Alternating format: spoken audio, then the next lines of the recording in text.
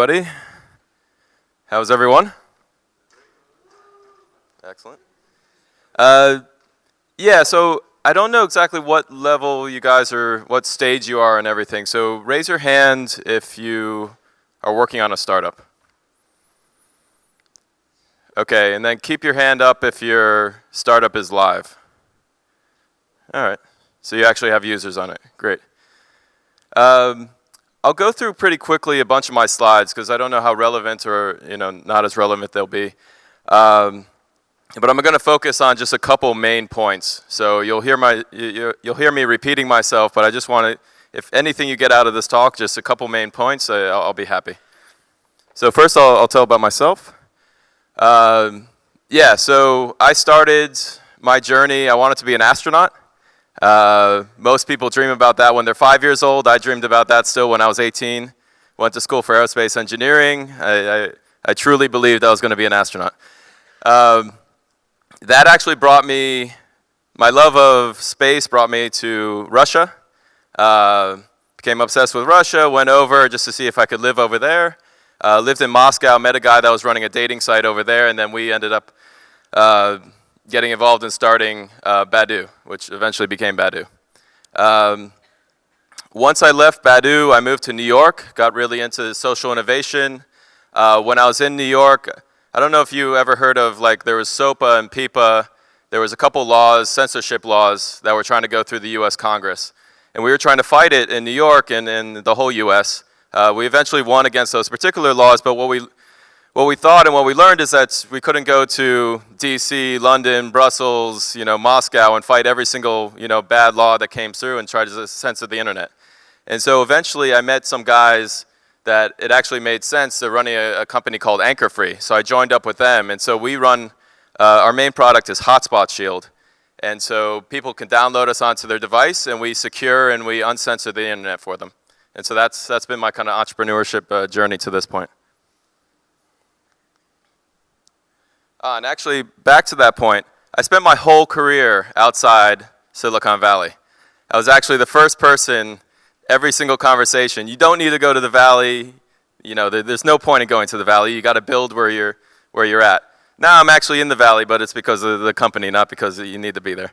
But what Samir said is really, really true. Like, we built a huge company out of Moscow. You can build a huge company out of here. You start where your roots are. If you're always looking over there and saying, okay, if I move over there, I can actually start something, that's absolutely wrong. And I think it's more useful for me and Samir and other people to tell you, yeah, we spent time in the Valley, but you can build something anywhere. And Badu is a very good example of that. We built it out of Moscow. Our first markets were Italy and Spain. Even to this day, I think Badu has very few users in the US and other large markets. They're making tons of money in all markets around the world. All right. So I asked that first question because if you're working on a startup, and I know tons of people, even in the Valley, that are working on a startup, and they're working in a startup for months and months and years, and then you ask them, okay, when are you going live? And they're like, oh, just a couple more months. We're just perfecting the product. We're going to go live. Until you go live, you're not learning anything. You're not even working on a startup. Until you actually have users, you don't really have a startup. And so anybody in the room that's been working on a startup, quote unquote, working on a startup, if you aren't live, go live tomorrow. Just start getting users. You'll start learning right away. So I gave this class, and this is all about virality, and we'll get to the main virality slide. But I gave this class a bunch of times, and then I realized the most important thing that I look back on the success that I've had in these different companies and getting these millions of users was this. So I'll try to explain it, and then I'll go really quickly so we can take some questions at the end, because I don't know how clear this slide is. So when you go live, there's three stages, right? There's always three stages as you're building a startup. So you got the past stage, which is what's live, what users are using. And then you got the current stage, which is what you're building, what you're coding, what your friend's coding. And then you got the future stage, which is what you're thinking about, what we're going to build next. And so the secret to my success, and I think the secret to most people's success in this industry, is you need to look at the metrics of what's live to decide what you're going to build next. And so to give you just a really easy example, so let's say you have a landing page for your startup. People come to that landing page, and all you want them to do on that page is to register. So what's live is that landing page with, say, a registration button. Well, you need to look at the metrics of how many people are landing to that page, how many people are pressing on that button. And then from those metrics, you need to decide what you want to build next. And let's just a really stupid example. Let's say, okay, I want more people to press that button, so I'm going to make the button bigger. Okay, great. So what you're going to do is you're going to make the button bigger, and then you need to see, once it goes live, once it's in that pass stage, you need to see if more people are pressing on that button or less people are pressing on that button. Yeah, A/B testing. You need to do that over and over and over and over, and then in 3 years you wake up and you're a success. That is the secret. And all of you are looking at me like, yeah, no, that's obvious. Why are you wasting our time, talking to us about this? I guarantee you that 95% of you in the room are not doing that. I know that because I spend a lot of time mentoring startups, and they'll see this slide and they'll say, yeah, definitely. What are all you doing? I'll tell you exactly. I can read your minds. I tell you exactly what you're doing. You're building something. It's live. And then you go back to your room with your colleagues, with your friends, and you say, okay, well, it's not working so good. But this new idea I have, this new feature that I have, this is really going to work. Okay, so forget about what's live right now. Let's build this new feature, and then everybody's going to use our product. And that's what all you guys are doing. And so what you need to do is stop that cycle. Go back. Just think about what's live. What do we want to change? What do we want to be better? We want more people to press on the button. Okay, let's change one little thing and see if more people press on the button or not. And you do that over and over again. It's boring as hell, but it's really, once you get into it, it's really exciting because 5% of the people were pressing on the button yesterday, and now 7% of the people are pressing on the button after you made that change. And that's really cool. And I'll take questions on this afterwards. I'm not sure if it's clear. All right, so another main concept, so virality. So these are my terms. You'll probably see them named other things, other places, but I'll give you the general concepts. So what's virality? Virality is user acquisition from your current users inviting other people to be your user. So your current users inviting other people to join your product. And so there's three main types. There's inherent. So inherent virality is basically, my definition of it is that the person using your product will gain more value out of your product by bringing someone else into that product. So not about the other person. They don't care about their friend. They don't care like if their friend enjoys the product. They're going to get more value out of the product if they bring that other person into your product. So that's inherent. And so a good example of this is Dropbox. Who knows Dropbox in the room? So most people think of Dropbox, and I'll give you the other example in a second. I use it actually for both inherent and trade. So most people think of the way that how Dropbox grew is that Dropbox said, okay, if you bring more friends into Dropbox, we'll give you free space. So you want more space in your Dropbox, bring more friends into it. That is one way that they grew. But the actual more powerful one was inherent. So in inherent, so basically, I upload a file to Dropbox. Let's say I upload a presentation, and then I want my colleague to see that presentation. I want my friend to see that presentation. So then I invite that person with a link to Dropbox to download my presentation. That's the most powerful acquisition tool that Dropbox has. And so I don't care about my friend using Dropbox. I get more value out of Dropbox by bringing my friend into it to get my presentation. Or let's say you're sharing photos with your mom and dad. That's what I usually use it for. So then there's trade. So trade, and it took me a long time to kind of, really understand what trade was. But trade is artificial inherent virality. So trade is when it's not really obvious to the user that they're going to get more value by bringing someone in, but the actual site says to the user, and again, Dropbox is a good example of this. Dropbox tells you, hey, If you bring more people, if you invite people, we're going to give you free space. So they're trading free space for inviting more people. So it's an artificial sense of inherent virality. And then there's sharing. So sharing is the weakest of them all, and you can see them declining down. So sharing is what a lot of you and a lot of us, starting off, believed was going to happen with our products, is that we're going to build these awesome products and people were just going to tell everybody about it, and they really, really wanted their friends to use it because they really, really wanted their friends to use an awesome product. And yeah, there is some virality to that. There is user acquisition from that, but it's the weakest of all three. So to give you an idea, if you have all three of these working in your product, which a great product does, you'll probably have 60% of your acquisition from inherent, about, let's say, 25% from trade, and about 20% or 15% from sharing. All right, I'll go through these quickly. So the next thing is Pavlovian viral loop.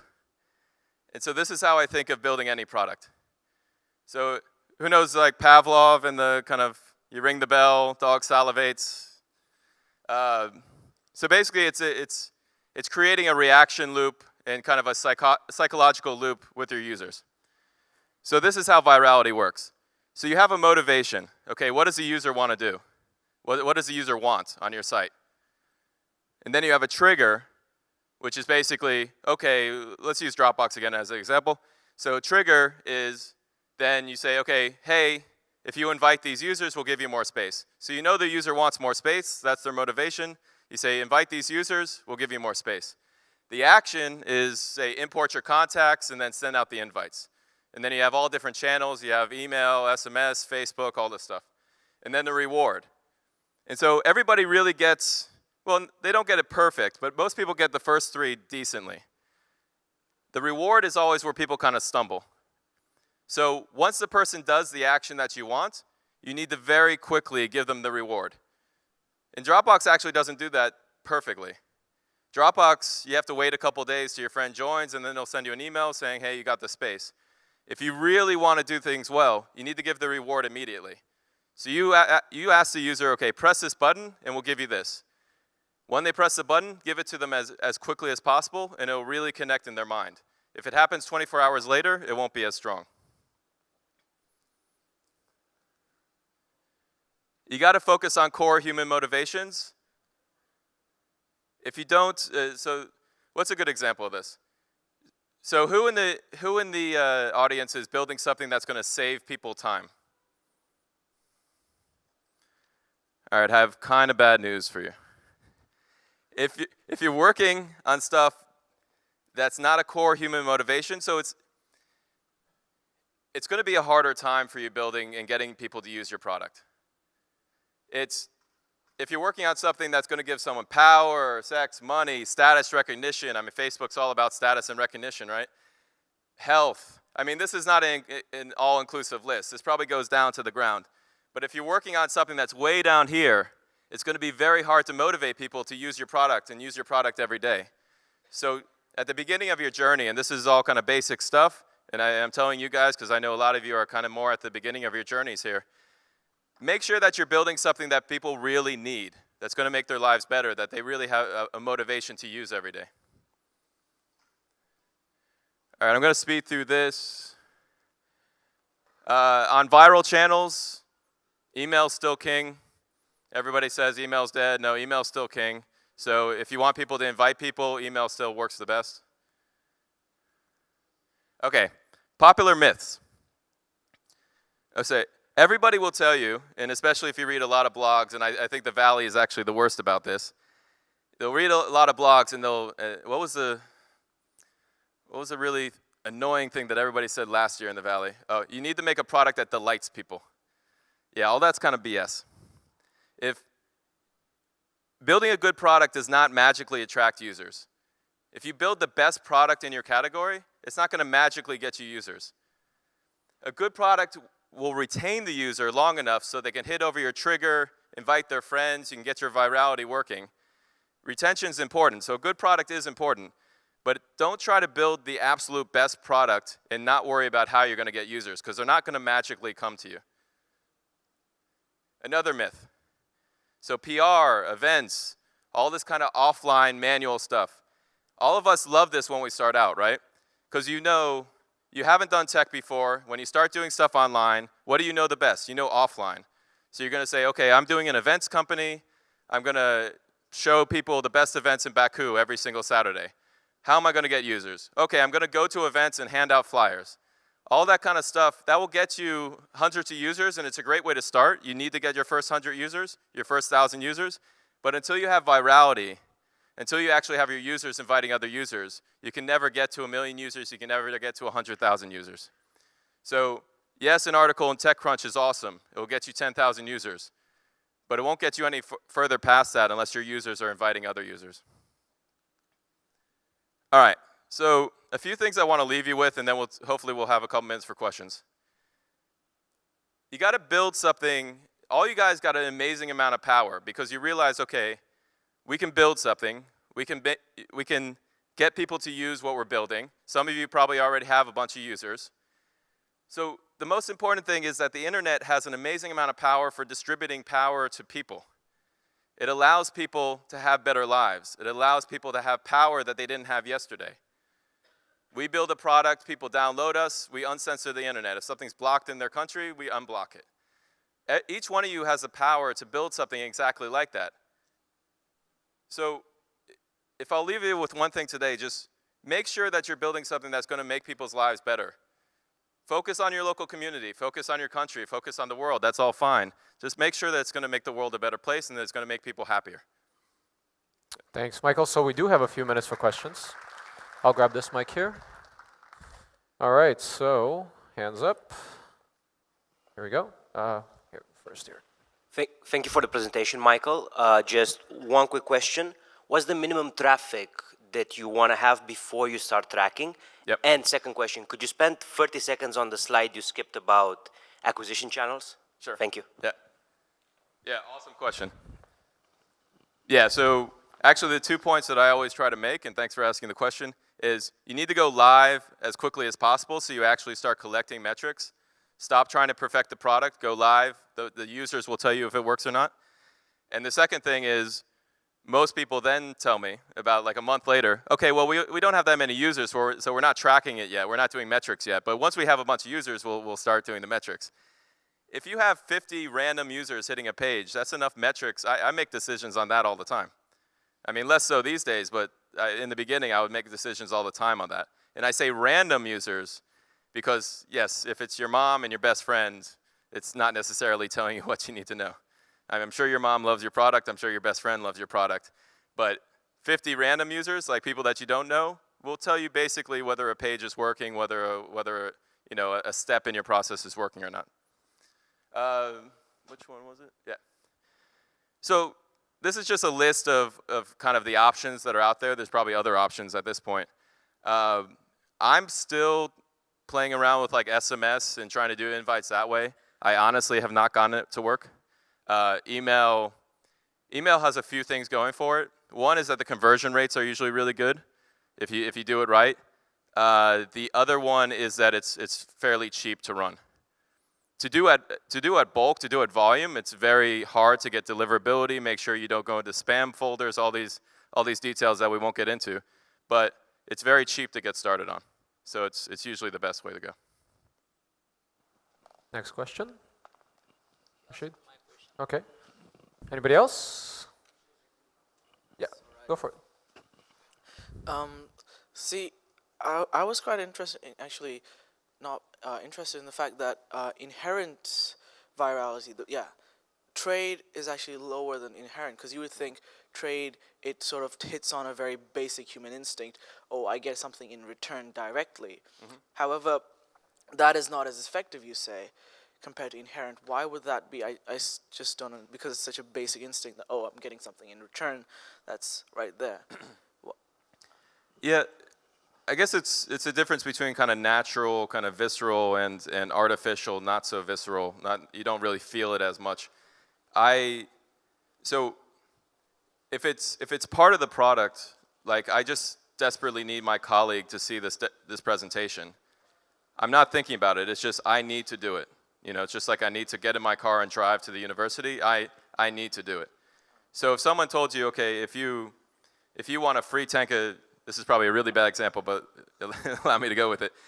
If someone told you, okay, we'll give you a free tank of gas if you drive over to that building over there and come back, and let's say it's an hour away.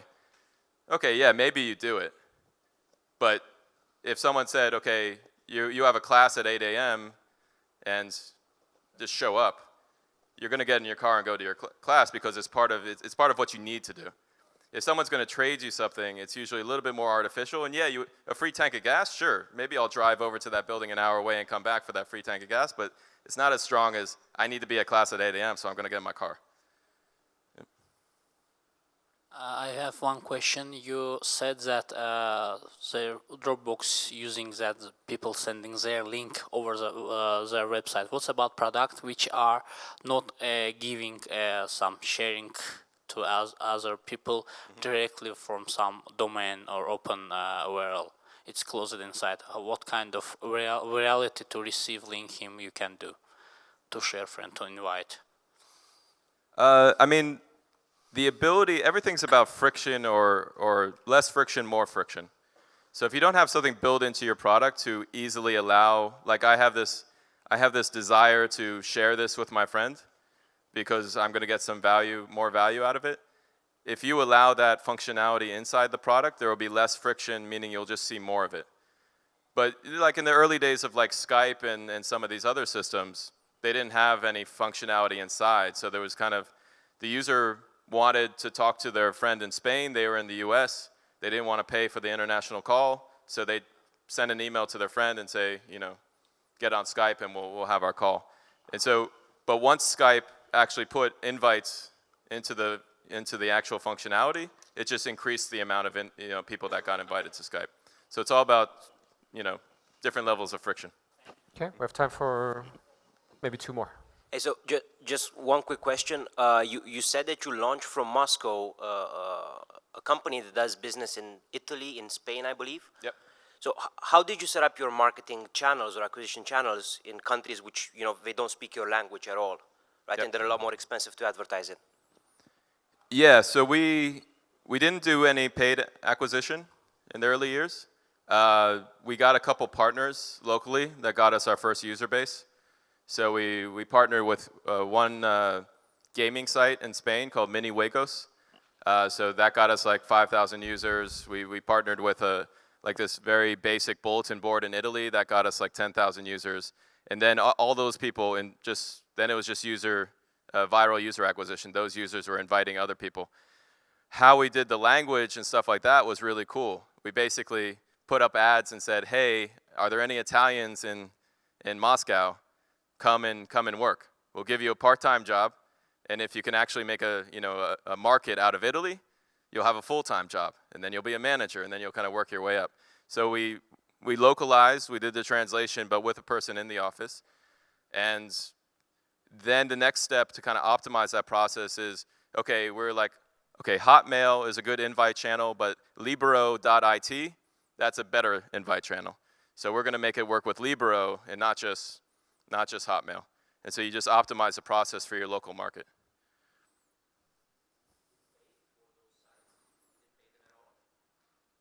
We basically said if you got us per active user per month, we'll pay you like next to nothing.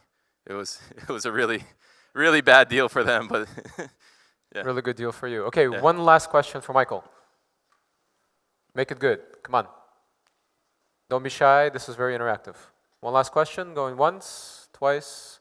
Okay, thank you, Michael. Thanks, guys.